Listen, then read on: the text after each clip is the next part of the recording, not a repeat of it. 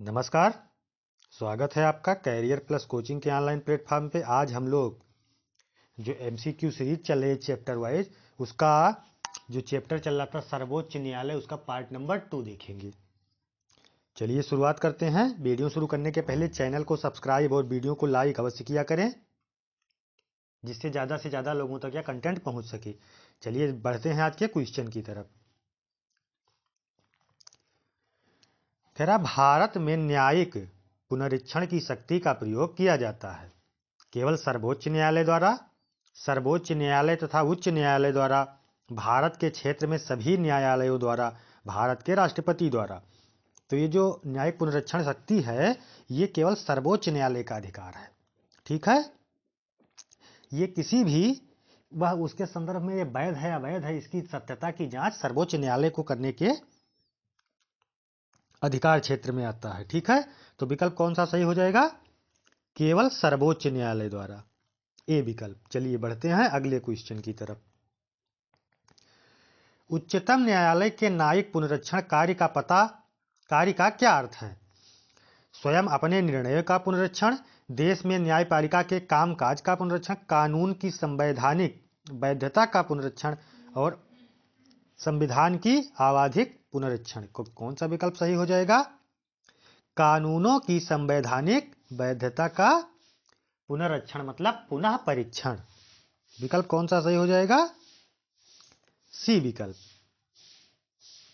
ठीक है, judicial review जो है, ये उस प्रक्रिया को कहते हैं जिसके अंतर्गत कार्यकारिणी के कार्यों की न्यायपालिका जांच करती है। ठीक है, इसे जुडिशियल रिव्यू कहते हैं, यानी न्यायिक पुनरीक्षण।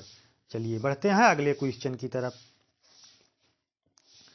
न्यायिक पुनरावलोकन का अर्थ है कि सर्वोच्च न्यायालय को सभी प्रकरणों पर अंतिम अधिकार प्राप्त है, राष्ट्रपति के विरुद्ध दोषारोपण कर सकता है, उच्च न्यायालय द्वारा निर्णीत प्रकरणों को समालोचन कर सकता है, किसी भी राज्य के कानूनों को अवैध घोषित कर सकता है।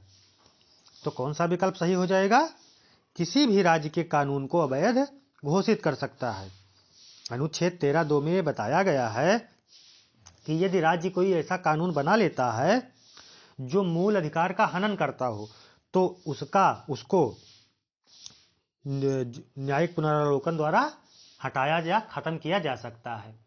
ठीक है, जैसे अभी आपने देखा था बिहार में आरक्षण वाला मामला था, बिहार गवर्नमेंट ने उसको बना दिया था, लेकिन न्यायालय से वो खत्म कर दिया गया।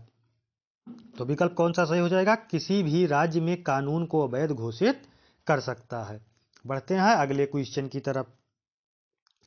न्यायिक पुनरावलोकन की व्यवस्था केवल भारत में है, केवल यूएसए में है, भारत और यूएसए में है, केवल यूएसए में है। तो भारत में तो है ही है, और इसके साथ साथ यूएसए में भी है। न्याय संबंधी व्यवस्थाएं जितनी भी ली गई हैं, ज़्यादातर संयुक्त राज्य अमेरिका से ली गई हैं। तो न्यायिक पुनरावलोकन की व्यवस्था भारत और यूएसए दोनों में है। फिर कह रहा, केंद्र और राज्यों के विवाद का समाधान करना सर्वोच्च न्यायालय के जिस क्षेत्राधिकार के अंतर्गत आता है वह है परामर्शदात्री, अपीलीय, संवैधानिक, प्रारंभिक। तो ये कौन सा क्षेत्राधिकार है? उसका प्रारंभिक अधिकार है। केंद्र और राज्यों के विवादों का समाधान करना या निपटाना, ये उसका प्रारंभिक अधिकार है। विकल्प कौन सा सही हो जाएगा? ए विकल्प। चलिए बढ़ते हैं अगले क्वेश्चन की तरफ। निम्न में से किस मामले में उच्च न्यायालय में प्रत्यक्ष रूप से दाखिल नहीं किया जा सकता?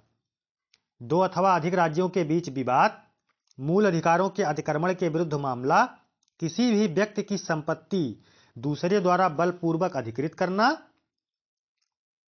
उपयुक्त ए और बी दोनों। तो कौन सा विकल्प सही हो जाएगा?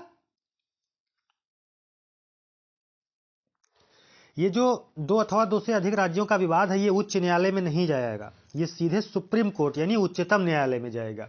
तो यही विकल्प सही हो जाएगा।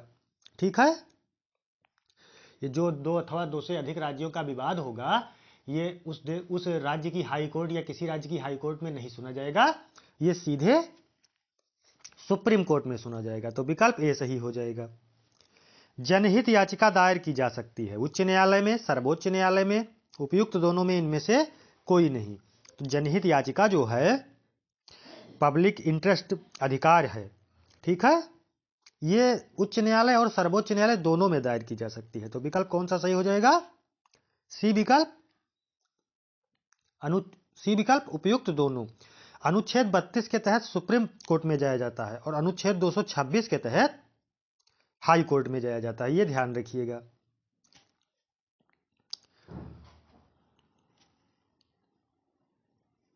बढ़ते हैं अगले क्वेश्चन की तरफ। सर्वोच्च न्यायालय किसे हटाने के लिए राष्ट्रपति से सिफारिश कर सकता है? मंत्रिपरिषद के किसी भी सदस्य को, संघ लोक सेवा आयोग के अध्यक्ष व सदस्यों को, लोकसभा अध्यक्ष को, उपयुक्त सभी। तो सर्वोच्च न्यायालय जो है वो संघ लोक सेवा आयोग के सदस्यों एवं अध्यक्षों को हटाने की सिफारिश कर सकता है। विकल्प कौन सा सही? यदि वो कदाचार में लिप्त पाए जाते हैं तो उनको हटाने की सिफारिश सुप्रीम कोर्ट कर सकता है। बढ़ते हैं अगले क्वेश्चन की तरफ। उच्चतम न्यायालय द्वारा परमादेश किसे जारी किया जाता है? किसी अधिकारी को सरकारी आदेश निभाने के लिए, प्रधानमंत्री को मंत्रिमंडल भंग करने के लिए, कंपनी की मजदूरी बढ़ाने के लिए, सरकार को कर्मचारियों का वेतन देने के लिए। तो परमादेश जारी किया जाएगा, ये किसी भी अधिकारी को सरकारी आदेश निभाने के लिए ही परमादेश जारी किया जाएगा। जब कोई किसी आदेश का पालन नहीं करेगा तो सुप्रीम कोर्ट उसको एक परमादेश जारी करेगा। 5 प्रकार की रिट होती हैं, आगे बताएंगे आपको। किसी अधिकारी को सरकारी आदेश निभाने के लिए। चलिए बढ़ते हैं अगले क्वेश्चन की तरफ। निम्न में से उच्च न्यायालय, उच्चतम न्यायालय की वह रिटादेश कौन सा है जो किसी प्राधिकार को रद्द करने के लिए लाया जाता है? परमादेश रिट, उत्प्रेरण रिट, अधिकार परीक्षा रिट, बंदी प्रत्यक्षीकरण। तो कौन सा रिट है?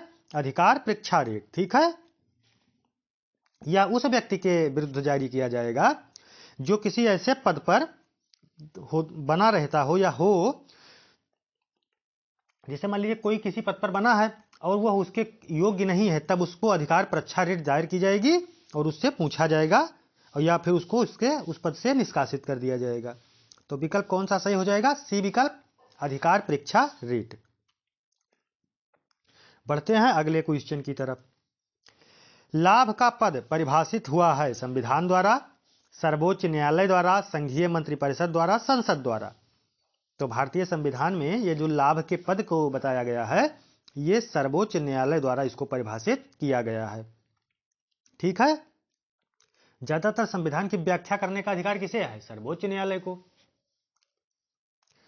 फिर अगला क्वेश्चन है, निम्न में से किस मुकदमे में भारतीय सर्वोच्च न्यायालय ने सर्वप्रथम संविधान के मौलिक लक्षण का सिद्धांत प्रतिपादित किया? गोलकनाथ बनाम पंजाब राज, केशवानंद बनाम केरल राज, मिनारवा मिल बनाम भारत संघ, वामन बनाम भारतीय संघ। तो किसमें ये होगा? गोलकनाथ बनाम पंजाब राज्य में सर्वप्रथम सर्वोच्च न्यायालय ने मौलिक अधिकार को परिभाषित किया था। ये 11 जजों की खंडपीठ थी। ठीक है, ये ध्यान रखिएगा। तो विकल्प कौन सा सही हो जाएगा? ए विकल्प, गोलकनाथ बनाम पंजाब राज्य। भारतीय संविधान का कौन सा अनुच्छेद संवैधानिक विवाद में सर्वोच्च न्यायालय के अपीलीय क्षेत्राधिकार से संबंधित है?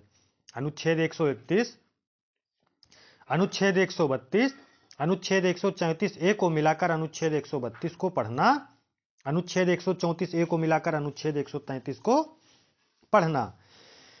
तो ये संवैधानिक विवाद सर्वोच्च न्यायालय के अपीलीय क्षेत्राधिकार में जो है, ये 134 ए और 133, यानी 134 ए को मिलाकर 133 को पढ़ना। विकल्प कौन सा सही हो जाएगा? डी विकल्प। ठीक है, बढ़ते हैं अगले क्वेश्चन की तरफ।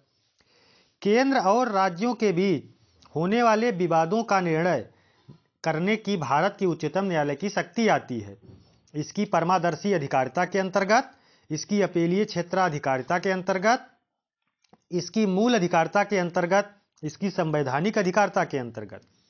तो ये इसकी मूल अधिकार में आता है। ठीक है, जो केंद्र और राज्य के बीच होने वाले विवादों का निपटारा है, ये सुप्रीम कोर्ट के मूल अधिकार के अंतर्गत आता है। विकल्प कौन सा सही हो जाएगा? सी विकल्प। बढ़ते हैं अगले क्वेश्चन की तरफ।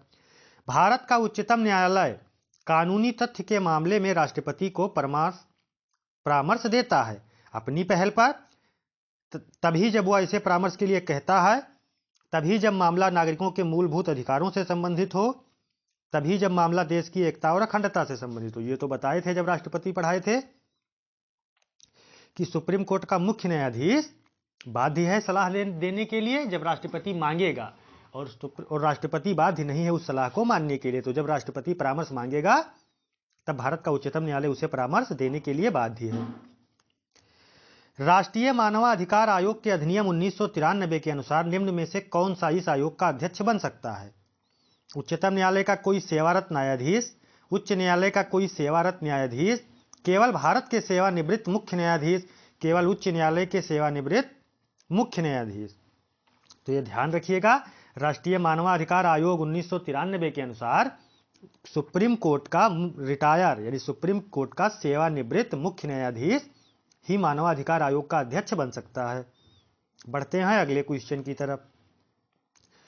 भारत के सर्वोच्च न्यायालय ने संविधान के आधारभूत ढांचे के सिद्धांत को स्पष्ट किया।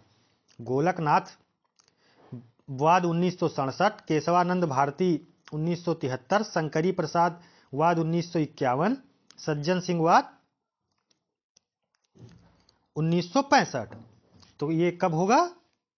मूलभूत ढांचे को जो किया था केशवानंद भारती बनाम, ये केशवानंद भारती वाद 1973 था, इसी में किया था। केशवानंद भारती बनाम केरल राज्य, ठीक है, 1973 में। विकल्प कौन सा सही हो जाएगा? बी विकल्प। किस वाद में सर्वोच्च न्यायालय ने कहा था कि संसद को मूल अधिकार में संशोधन करने की शक्ति प्राप्त है, पर वह संविधान के मूल ढांचे में संशोधन नहीं कर सकता? केशवानंद भारती, गोलकनाथवाद, गोपालनवाद, मिनरवावाद। तो किसमें यह कहा था? 1973 केशवानंद भारती बनाम केरल राज्य में यह कहा था सुप्रीम कोर्ट ने कि संविधान में संशोधन करने का अधिकार संसद को है, लेकिन उसके मूल ढांचे में परिवर्तन नहीं कर सकता है। तो विकल्प ए सही हो जाएगा। सर्वोच्च न्यायालय के प्रथम मुख्य न्यायाधीश कौन थे? Hiralal ji Kania, K N Wanchoo, S S Sikri, D Y Chandrachud. तो कौन सही हो जाएगा? हीरालाल जी कानिया स्वतंत्र भारत के पहले मुख्य न्यायाधीश थे। ये इनका अध्यक्ष जो है 1951 में हो गई थी। ये स्वतंत्र भारत के पहले मुख्य न्यायाधीश थे। विकल्प ए सही हो जाएगा। सर्वोच्च न्यायालय के मुख्य न्यायाधीश के पद पर सर्वाधिक लंबी अवधि तक कौन सा पदस्थ रहा? Hiralal ji Kania, K N Wanchoo, S S Sikri, D Y Chandrachud. तो सबसे ज्यादा समय तक कौन रहा? डीवाई चंद्रचूड़, ठीक है। वाईबी चंद्रचूड़, ये डीवाई चंद्रचूड़ तो अभी थे, वाईबी चंद्रचूड़ जो है ये थे सबसे ज्यादा, ठीक है। ये 1978 से 1985 तक भारत के मुख्य न्यायाधीश रहे। तो विकल्प कौन सा सही हो जाएगा? वाईबी चंद्रचूड़। ये 16वें मुख्य न्यायाधीश थे। सर्वोच्च न्यायालय के किस मुख्य न्यायाधीश ने 20 जुलाई 1969 से 24 अगस्त 1969 तक कार्यकारी राष्ट्रपति के रूप में भी कार्य किया है? K N Wanchoo, H M Hidayatullah, S S Sikri. तो कौन सा सही हो जाएगा? H M Hidayatullah. इन्होंने राष्ट्रपति के पद पर भी कार्य किया है। बढ़ते हैं अगले क्वेश्चन की तरफ। वर्ष 1973 में सर्वोच्च न्यायालय के किस मुख्य न्यायाधीश की नियुक्ति के समय प्रथागत वरिष्ठता का सिद्धांत का पहली बार त्याग किया गया?